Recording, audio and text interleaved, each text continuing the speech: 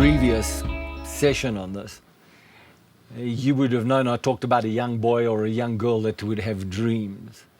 And they would dream because they have a hero in sport, or they have a hero in some kind of profession, one or another, a doctor, a nurse, a lawyer, or whatever the case might be.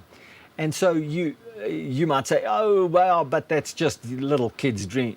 Often dreams are made up. Lifetime dreams are established in such a small young person where they are molded by heroes, they are molded by ideas, they are molded by relationships, or they're also sometimes molded into those desires or those dreams because of the inability of, or their poor circumstances that they face in those moments.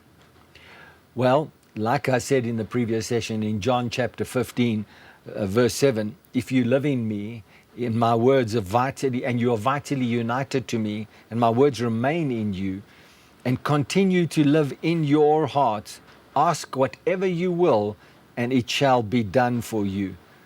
It shall be done for you. Who's going to do it for you? My Father which is in heaven. Now, so when we're talking about dreams, and we're talking about life goals, we're talking about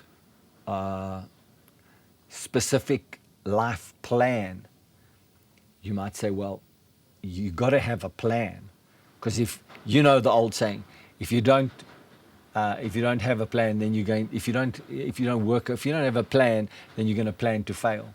Having no plan is a plan to fail, however people say it. Well, if you're going to have a plan, then a plan has got to be established on some kind of vision. And so if we're talking about a vision, then we're inevitably talking about some kind of dream. Well, dreaming, imagination, and vision are kind of all lumped together. And so having a plan and working a plan, as they would say, plan to work and work the plan. Well, if you're going to work a plan, where are you going to get the plan from? So it would be a combination of some sort of desire to convert the plan into income, convert the plan into some kind of promotion, continuous promotion, either in your own business or in some kind of corporate setting, in sport, in some kind of profession. Well, there's lots of ways that you can work a plan that's based on some kind of dream, some kind of vision, some kind of imagination that you've come up with that might be connected to a set of skills, whether they be intellect or whether they be sporting capabilities or something else.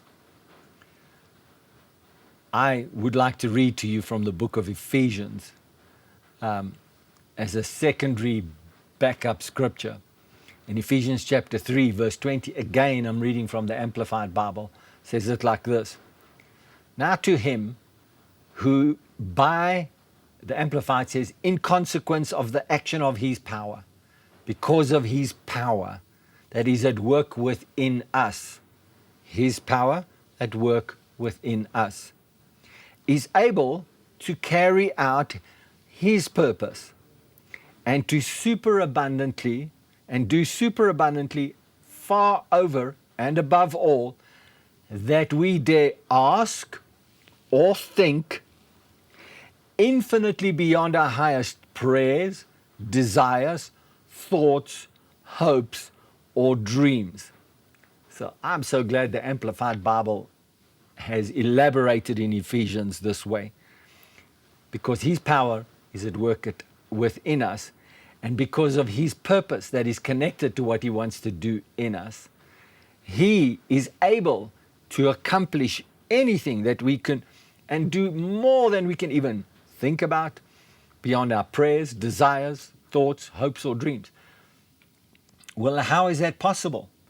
When his power and his word is in you, then it's all connected to his purpose.